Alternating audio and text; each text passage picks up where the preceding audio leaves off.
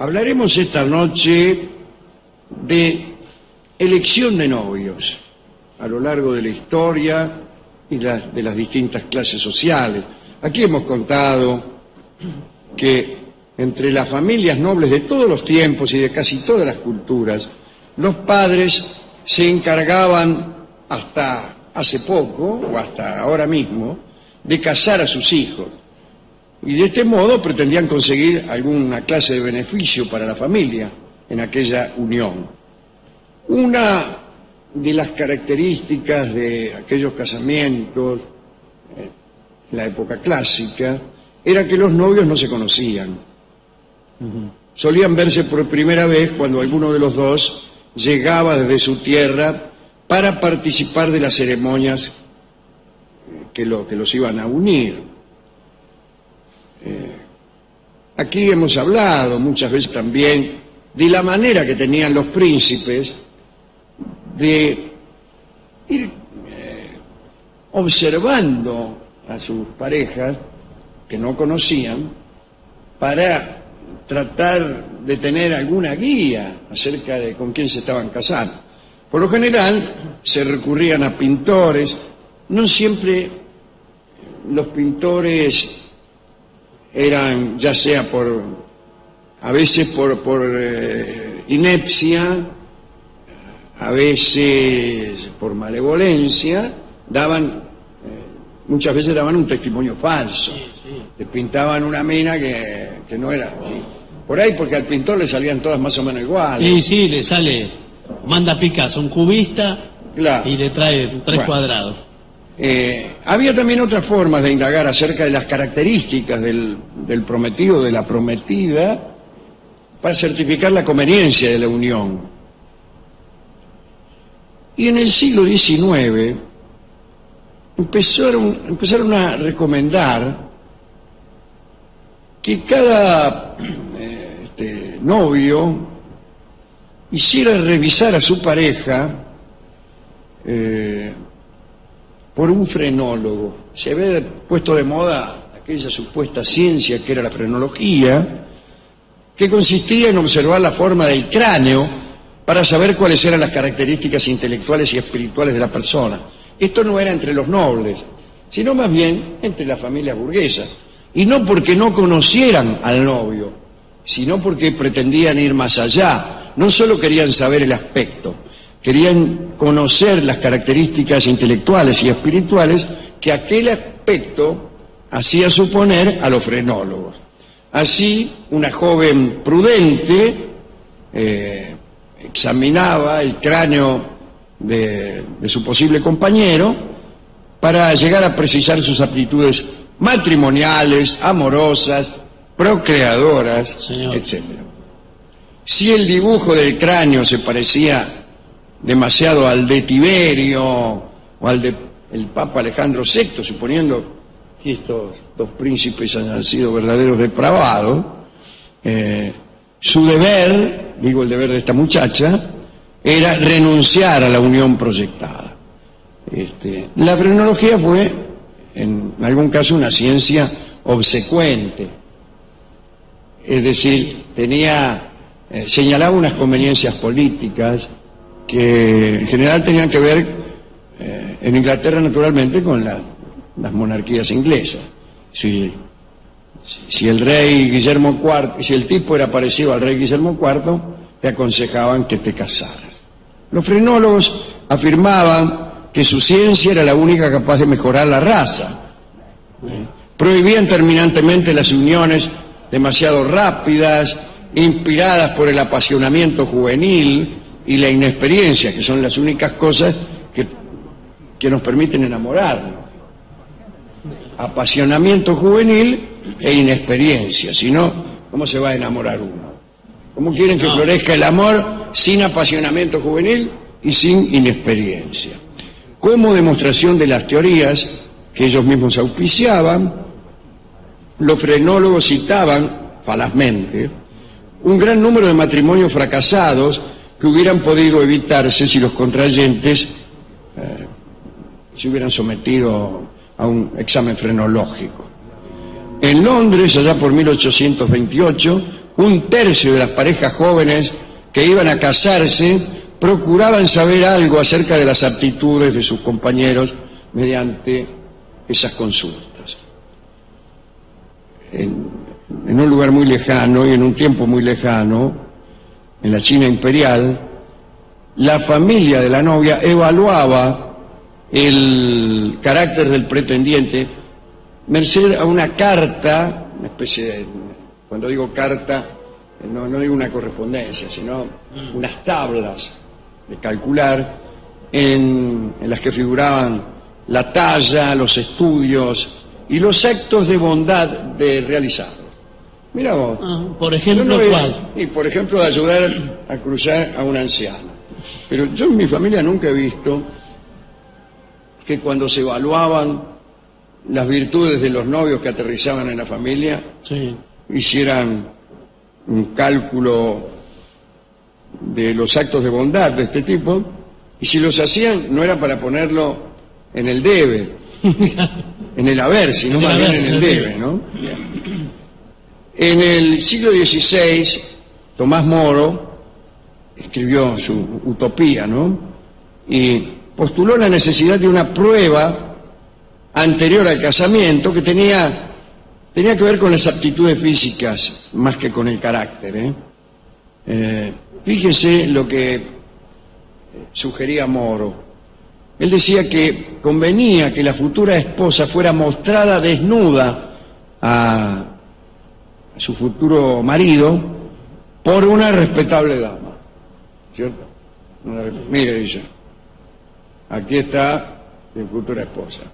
Sí. Y del mismo modo, el tipo debía comparecer ante su prometida llevado por un hombre discreto. ¿Sí? Imagínense, sí. ¿Quién lo va a llevar? Miguel del Cel. Y sí, imagina el tipo haciéndole gesto a todos, bien. Es del cuerpo diplomático. Claro, eso es lo que haría yo.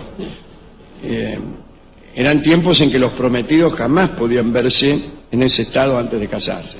Entonces, por mirar, se miraban bien, cosa que no hubiera reclamo. Y sí, ajá, dice, a ver, dice... Pero no, córrase un poquito para cosas así. Ahí va. Dice, ¿y esto qué vendría a ser? ¿Pero cómo? Los utopistas, más allá de lo postulado por Moro en su libro, decían que debía existir una ley que posibilitara la exhibición precitada, o sea, se necesitaba una ley, ¿no? Y esto para impedir que hombres y mujeres cayeran en las trampas del vestido.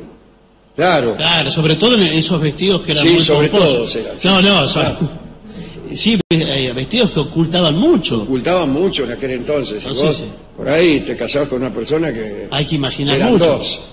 Sí.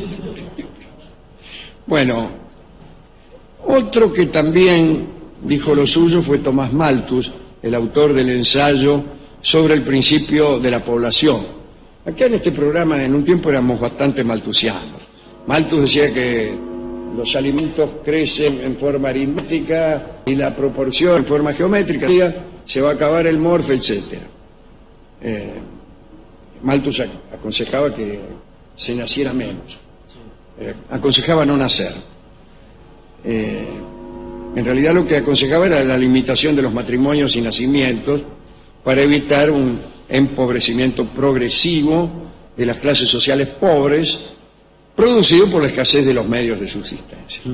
Pero Malthus decía que el matrimonio debía ser una institución de absoluta salubridad,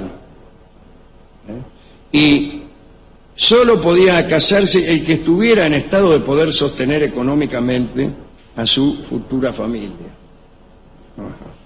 Las muchachas debían estar atentas a eso y proceder al rechazo en caso de notar el estado insatisfactorio de las cuentas de su prometido. Bien. Ya se va viendo cómo van haciendo el control de la natalidad, sí, ¿no? Claro. ¿Por dónde se el hace? hombre era sometido a un periodo de espera durante el cual tenía que ahorrar y ahorrar, toda una cosa así. Ese era el único camino, decía Malthus, para evitar la miseria social, es decir, no dejar que los pobres nacieran. Claro. Como toda solución. Claro. Malthus, sí, son más o menos parecidas todas las soluciones. Malthus tuvo un crítico que se basó en cuestiones culturales para decir que sus exámenes para constituir matrimonios eran ridículos. Se llamaba William Hazlitt.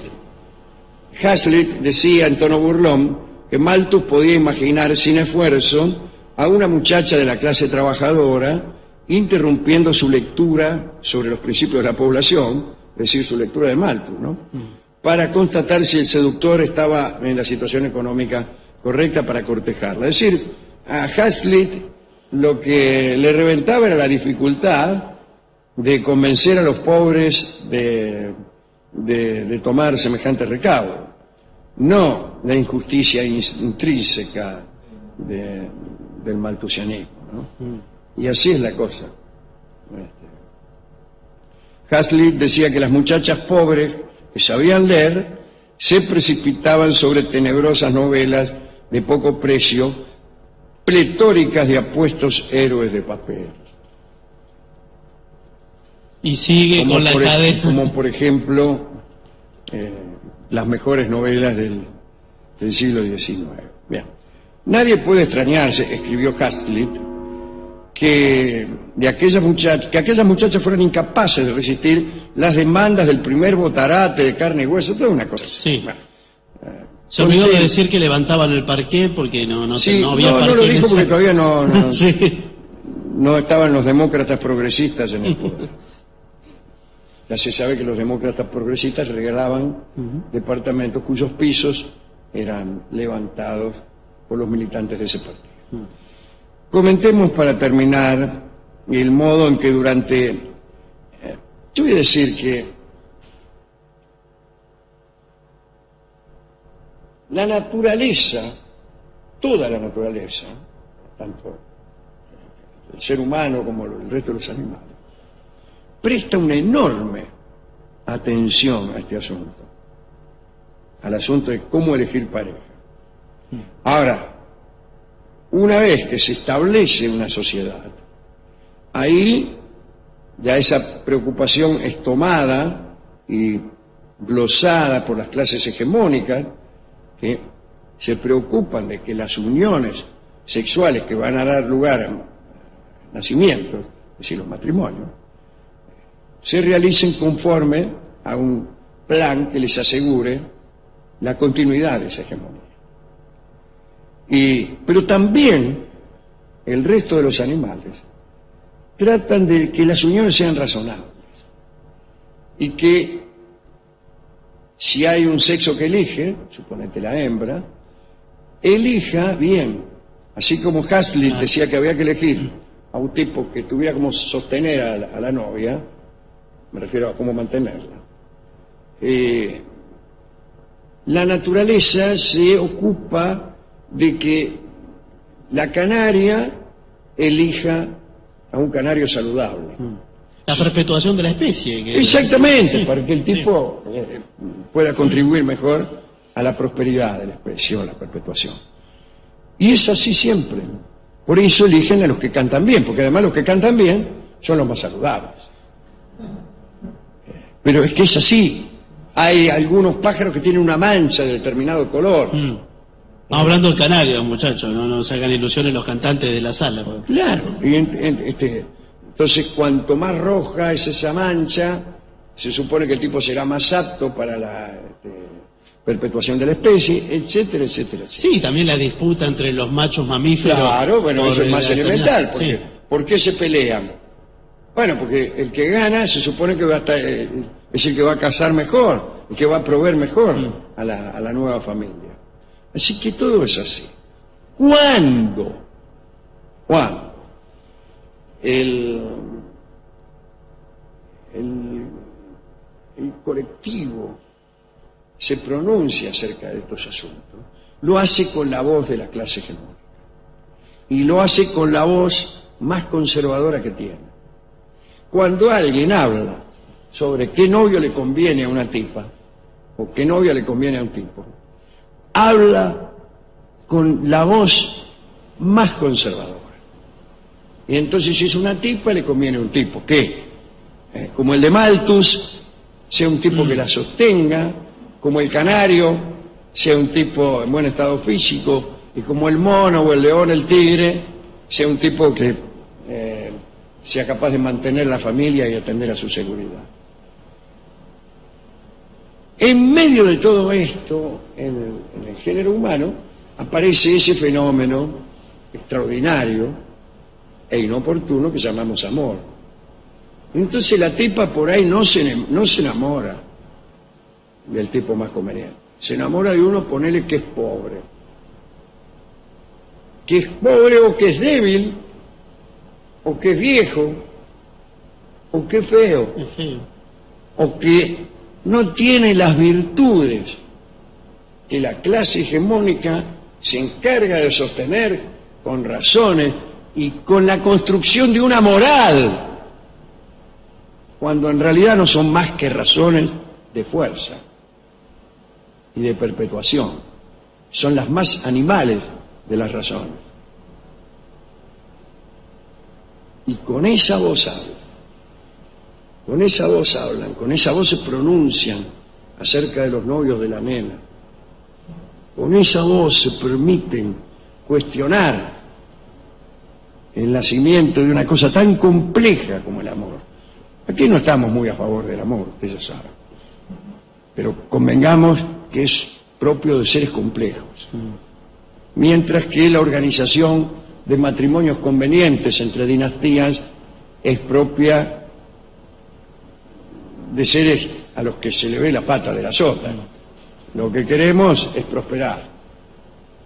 Así que yo desde aquí alzo mi humildísima voz para detestar todo esto. Esta voz de la razonabilidad de los matrimonios. Esta voz que habla y que dice, tenés que casarte con el que más te convenga. Eso es horrible. Respuesta, el que más me conviene es el que más me gusta. Porque lo que yo quiero hacer con mi marido o con mi mujer no tiene que ver con la perpetuación de una clase dominante, sino con otra cosa. Contemos para terminar el modo en que durante un periodo los zares de Rusia conocieron y evaluaron a quienes iban a ser sus esposas. Era ni más ni menos que un concurso de belleza. Seguimos difíciles, sí. Todo difícil. Esto en los siglos XV y XVI. Los zares organizaban en todo el país la búsqueda de las candidaturas y las reunían a las tipas en Nizhny Novgorod, donde se celebraba una especie de gran concurso de belleza. Leo la nota emitida por Iván el Terrible para aquella ocasión. Sí. Ya Iván Vasilyevich, gran príncipe de todas las Rusias, ordeno que como tan pronto reciban esta carta, los que tengan hijas solteras acudan inmediatamente a Novgorod. Quienes oculten a sus hijas y no las presenten a nuestros gozardos, se atraerán grandes desgracias, se atraerán. Circulad esta carta entre vosotros sin que esté más de una hora en poder de cada uno. ¿Por qué? Para terminar rápido. Sí, es vicio. Se reunieron 1.500 jóvenes, cada una de ellas fue acompañada por su familia. Iván eligió así a su primera esposa, Anastasia. Su tercer matrimonio fue también resultado de la elección entre 2.000 muchachas. Después de cuidadosos exámenes de médicos, parteras, el grupo quedó reducido a 24 chicas. Y luego de una tarde de reflexión, el zar eligió a María Sovakin. El príncipe Galitzin cuenta que, después de enviudar, Alexis Romanov, otro zar, hizo una visita al boyardo. Un boyardo es un cortesano, ¿no? Un noble. Matveev, propietario de una finca. Matveev presentó ante el zar a la joven Natalia Narechkin, huérfana de un viejo amigo. Alexis se enamoró de ella y pocos días después regresó a la finca a pedirle matrimonio.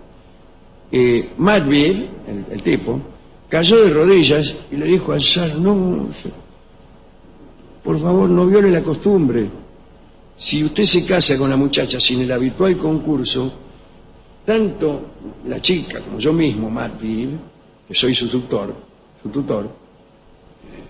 nos van a matar. Los rivales encolerizados que quieren que sus hijas lleguen al examen. Y entonces el zar aceptó. Se hizo la leva de muchachas en todo el país, se efectuó un examen en el que todo estaba resuelto de antemano. Estaba arreglado, pero en este caso está mejor que el concurso esté arreglado. Natalia contrajo matrimonio con Alexis y fue madre nada menos que de Pedro el Grande.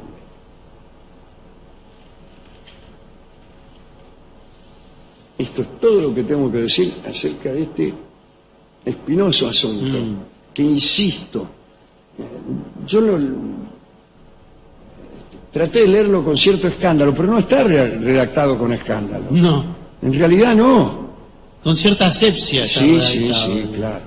Y cuando alguien se quiere oponer a estas reglas, que son las reglas de lo más conservador de la sociedad, la pareja resultante es mal mirada. Mal mirada porque la tipa es pobre, porque el tipo es feo, porque el otro andaba con otra, qué sé yo. Son reglas del mercado también, ¿no? O sea, se está hablando y del esas mercado. son las reglas del mercado. Se está hablando del mercado. Que es la que hay que cumplir.